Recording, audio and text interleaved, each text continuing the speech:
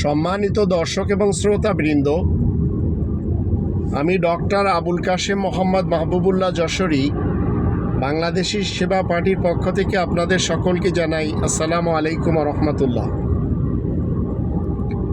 আপনি যদি সবসময়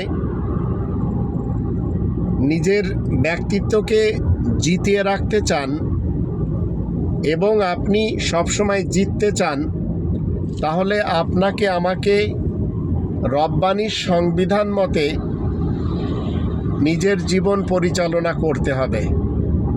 ইনশাআল্লাহ কোনোভাবেও আমরা আল্লাহ তাআলার শান্তির পৃথিবীতে হেরে থাকব না। আর ভাই বোন, স্ত্রী, সন্তান কেউ যদি আপনাকে আমাকে ক্ষতি করে, তাহলে তাদেরকে আইনের